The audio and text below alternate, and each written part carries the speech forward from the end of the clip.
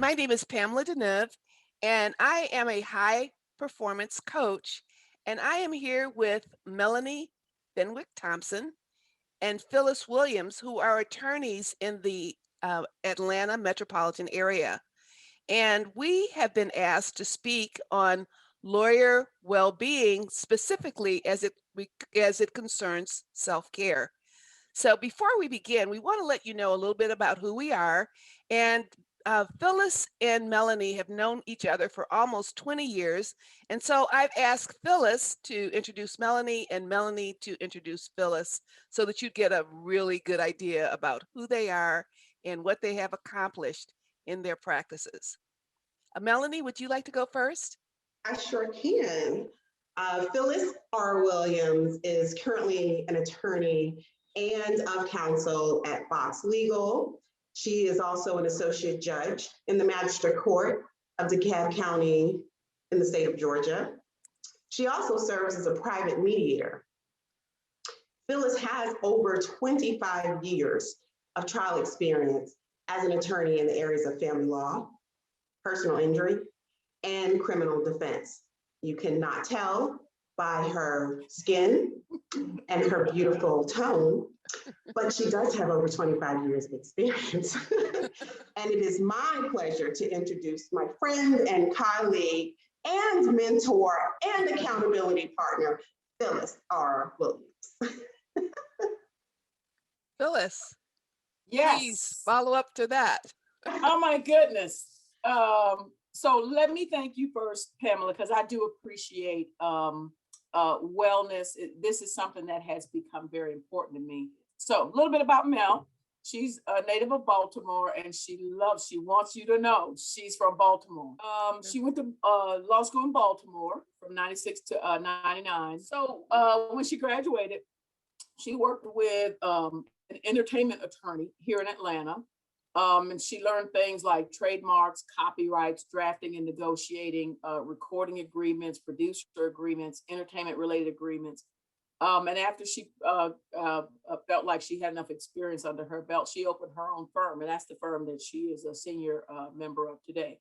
Mel and I met though, because when she expanded her firm, she opened it up to family law. And so she and I met at DeKalb County Juvenile Court. And I was an attorney there doing some pro bono work, and I love pro bono.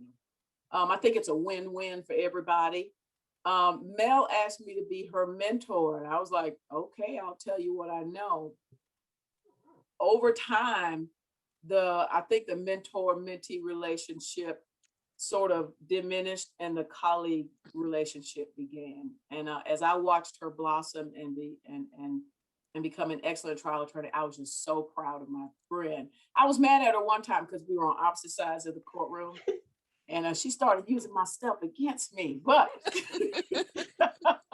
it's my honor and my pleasure to introduce my friend and my colleague. I'm not her mentor anymore, but my friend and my colleague, Melanie Fenwick Thompson. Great.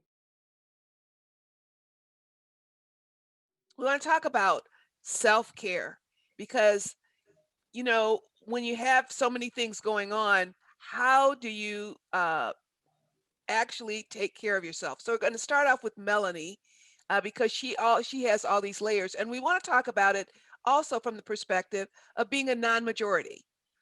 There's other layers that we also experience as being women of color. And so Melanie, could you talk a little bit about the layers and the pressures that you have as far as running your practice and all the other things that are involved in Melanie Fenwick Thompson's life and law practice? Well, I think as a minority in general, we don't always have access to or are aware of the resources that are available to us. And so we're constantly we're creating, reinventing the wheel, right? So we're learning how to start a practice, build a practice, and what that means, and all the resources that we need. And that adds more stress to our business and to the practice of law. And we don't know that there is a balance. All we know is the grind.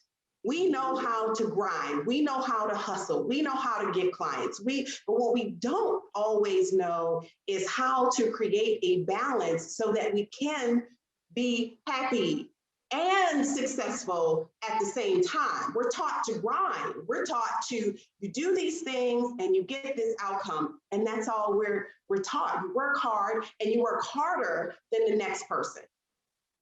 And never is it taught to us that there's some other things that are even more important than working hard.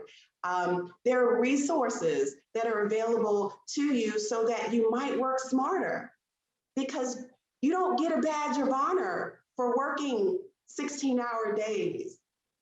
And you don't get that superwoman, that S on your chest to walk around and stick your chest out like, yeah, I work 16-hour days and my firm is successful. And that's not that's not healthy, or that's not working smarter. And so we have to kind of step back, put people on our team so that we understand what is our ultimate goal. It cannot be to work at this rate for this long for the rest of our careers. That's just not, it's just not smart. And so until we understand what our ultimate goals are, and then put the team in place to create that balance, then we might be successful on paper, but inside we're depleted. We're depleted. And so for me, I think I've always been very intentional about creating spaces to elevate and stimulate my levels of peace and positivity and energy flow. And if my space isn't right, then I can't stop. My wheels keep turning. I feel the imbalance. I feel my energy not being where it should be. And then I'm less creative, or I'm less productive in my practice or in the business of the practice. And so I've always been very intentional about having sound that relaxes me, or furniture placement, color, design, routines, working out. I've been slipping for this past year, but that is usually in my important things to keep in place while I'm running the business. But COVID has definitely interrupted my workout routine. But it's very important to have these routines in place to make sure that you are maintaining your peace, and the people that you have in your space, other business partners, friends, because sometimes those people can deplete your energy and not kind of enhance your positivity or add value to your ultimate goals. So I think just being intentional in general for me, since I started my practice, has allowed for me to balance my family life, raising my son, when I have continued to have the same leave of absence since my son started school. My leave of absence looks like a calendar year for school, still to this day. I take summers off, I take Christmas holidays, major holidays. My leave looks like a school calendar. And now I've added days because I don't feel guilty anymore. Because when I am at work, I'm going to be healthy. I'm going to be balanced. And so I don't have anything to prove to people by not taking time off or just not being in court. So every year, my leave is in by December. My leave of absence is filed by December for every case for the entire year, so that I am committed to me for these periods of time, or to my son, or to my family, to make sure that I can navigate for the rest of the year. I wanted to say one of the things, Melanie, is that, I really saw how when you scaled your practice and you got the support staff so that you could have the kind of lifestyle that you wanted. And I saw that you're very good at organizing, you're very good at training, but you realized how you couldn't do everything yourself and how you got the right people that help you to run your practice so that you could have a life. Right. So I think that is unfortunately these are generalizations that I'm making, no statistics to back it up. It's just how I feel. The circles that I've traveled in, this has been a common thread in the minority circles that I'm in. We sometimes are afraid to let go, afraid to delegate, afraid to hire people because we don't want to be responsible for other people's income. The problem with that is you do prevent your firm from growing, and you end up doing all of the work. And once again, that's not being successful. So early on, I learned how to delegate. And that's one of my pitches, if you will, in my consultations. I am a solo practitioner, but I run this firm like a major law firm.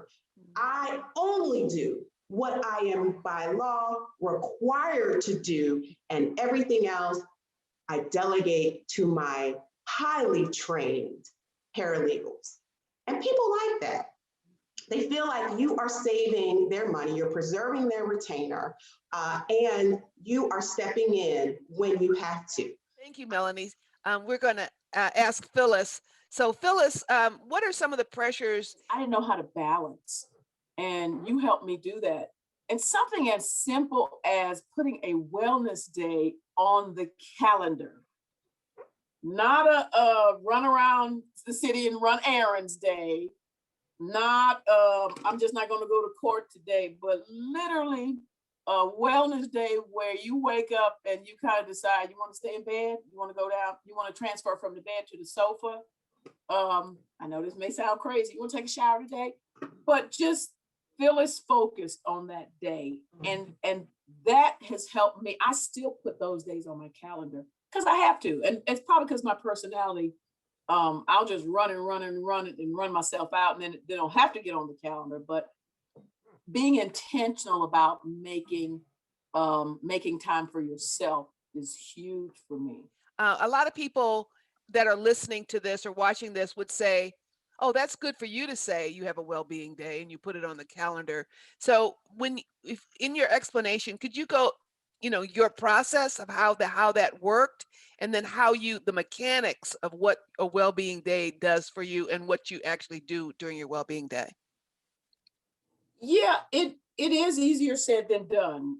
Let me, and I don't discount that. But at some point, I got to the point where I recognized that it had to be done. I couldn't keep going at the level that I was going. And so what I had to do in my brain is come to grips with, I may not make as much money as I would like to make. But what good is having all that money if I got patches of hair coming out and I can't enjoy it. And so it probably took me about 6 to 12 months to balance that, first in my brain, and then balance it on my calendar. So I think you're right. It is easier said than done. Like Mel, I just decided I need to be intentional. And because I'm 57, and so I've been alive longer than Mel. I've been practicing longer than Mel. I've seen some of the cycles that my business went through. And so as I started looking at taking time off, I just decided, here's a low time, here's a high time, here's where I want to do this, here's where I want to do that. And then sort of being strategic about where I placed it. Something when I merged my firm with Fox Legal a couple of years ago, two things that I saw that just literally made this decision much easier. I had two partners, and both of them took a month off every year. And I remember saying to myself, why am I not doing that? Why am I so important that I can't leave? And I had to have a come to Jesus with me. You're just not that important, Phyllis. And the trade-off is having put in all this time and getting all this money and accolades, but not having a life to go with it, or trying to incorporate a life into that, because it's not a binary decision. It's not, oh my God, if I don't work, I won't make any money. You'll probably make more money. I think by doing that, I learned how to turn some things down that were particularly, some cases down that were particularly draining, or I knew could be particularly draining, and just not have that energy. I also reached out to people in my circle who I had not reached out to before. I started practicing the value of networking with people who look like me, and also people who don't look like me. Because, when you were asking Mel the question about being a person of color, having grown up at the time period that I grew up, we were always taught you had to be better than to be considered good as. And while that may still have some truth to it, even today, we have resources in each other that we can pull on. And it's not a competition. I'm literally surrounding myself with people who want what's best for me. And they speak positive, they speak life into me, and they help me understand that you need to take some time for yourself. You got to put your mask on first before you can help the other people on the plane. So it's a process, even getting to that point. And it's a process staying in this area, but you got to be intentional about it. And I've just decided I'm going to be intentional about it. Can you talk about the first day? I don't know if you can remember the first day that you literally said you weren't going to do anything. Yeah, I do remember it, because it was the most bizarre day. I got out of bed and I started thinking about, I need to go here, I need to go there, I need to go there. And I looked at my calendar like I always do.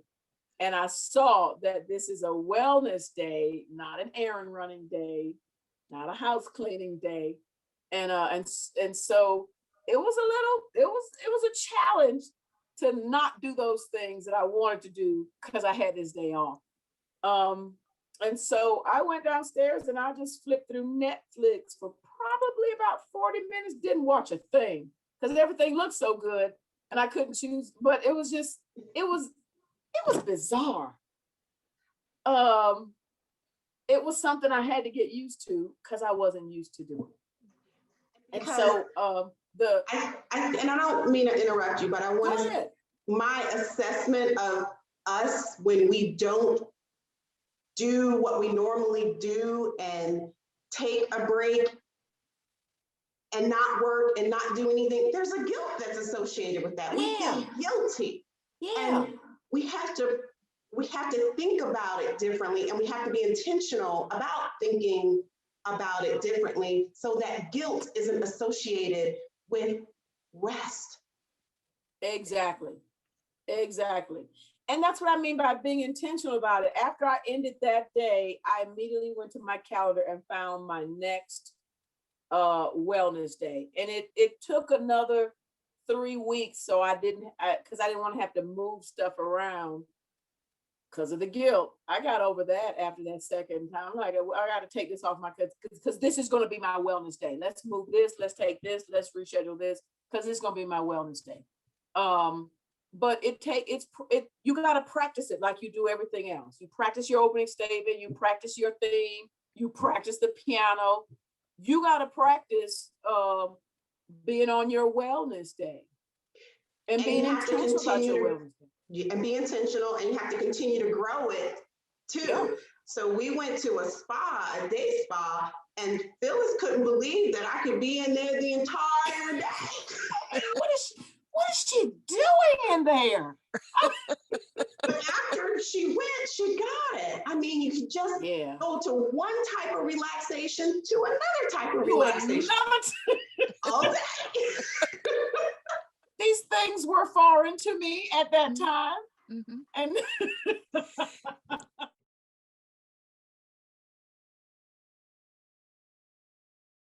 because we're talking about well-being, I wanted Melanie and Phyllis to just give you an idea of what, when I had the honor of working with both of them, and what were some of the bullet points that you benefited from our work together, so that other lawyers can see what the potential is of having a coach and working with them. And even though you have all these other things going on in your law practice and in your life, because Melanie's is a mom, and Phyllis has a mom, a mother who is elderly. So they, in addition to all of these things they're doing, they also have all these other things that they are responsible for.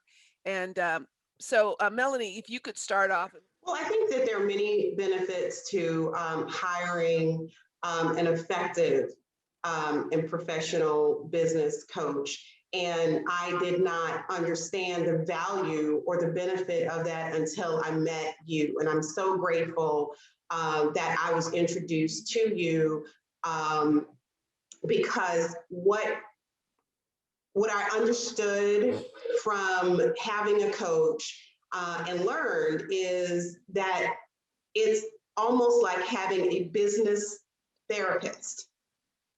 And you need a team around you, especially when you're a solo practitioner like myself and like Phyllis was. It's important to create a team around you to make sure that you are continuing to grow, continuing to identify weaknesses and magnify your strengths so that you can create and reach your goals. I think what my experience with you did was gave me tools to continue my road to success and even identify what that looks like for myself. So really kind of twofold: how to identify a roadmap for your success, and then two, how to sharpen your own skills and abilities to manifest those goals into reality. That's huge for, I think, any business person, but it was just so empowering for me, because I know I have all these things in me, but having someone like yourself who is patient and knowledgeable, but still very firm, held me accountable for what I thought I wanted and how I needed to get there. Can you contribute a little bit? Let me jump in, because I had gotten to a point in my career where, bottom line, it just wasn't enough hours in the day for me to try to be good at what I do. And, you know, of course, our reputation is everything. And so at the time I became appointed as a part-time judge and I was still practicing, it had gotten to be a lot, because I want to be a good judge, but I also want to be a good attorney. And I started talking to Mel about it, and I'm that's why I said we're not mentor mentor, we're colleagues and friends. I started talking to Mel about it, and she suggested that I give you a call, and I'm so glad I did, because in my office I used to keep this sign up, especially for my divorcing clients, and the sign said, "Do not be afraid of change, be afraid of not changing." And so I would read that sign every day, and I knew I wanted to change, but here is what it was for me: I didn't know how to change. And so when I came to you, Pamela, I think the first thing I said to you, or one of the first things, is I got to figure out how to turn the corner in my life. because I knew I couldn't keep up the hustle of being a private attorney. I did want to be, I want to be more engaged as a judge. And I didn't know how to let go of some of the stuff that I was doing in my practice so that I could be fully present and engaged in being the best judge I can be. And so I still thank Mel to this day for introducing me to you and you to me. And something she said that has always resonated with me. When you took me through that exercise to help me learn my decision-making process, to learn how I make decisions, you said something that was so powerful because that process is what gets us to where we are, but it's that same process that can hold us back and keep us from going any further. You also helped me recognize the connection between my personal life and my professional life. I wanted to keep them separate. But I think part of what was holding me back is because, my personal life was in such disarray, even though I'm handling divorces and telling other people how to be in their personal life. I was not taking my advice. Mine was falling apart. And so I think it transferred and bled over into my professional life. And you helped me see that. To our audience, I hope that you have benefited from as much as we have from our opportunity to share our experiences with you. My personally is that both Melanie and Phyllis are actually two of my favorite clients because they mean business. They mean business about growing their practice. They mean business about their personal well-being. They are action takers, including finding a way to have a commitment to their own lives and the quality of their lives. And I just love being around them. I love seeing them. And it was just an honor to coach both of them. So if you are there and you're looking and you're ragged and you're bedraggled because you're not taking care of yourself, if you're saying, well, because I am a person of color, things are hard for us, all I would say is, get off the cross. We need the wood. And there you have it. Girl, when she told me that, I was so mad at Pamela. I love it. I was so mad when she told me that. I finally got off the cross and gave her all the wood. So there's another way, and get the support that you need. And we're glad that we had the opportunity to share our experiences with you.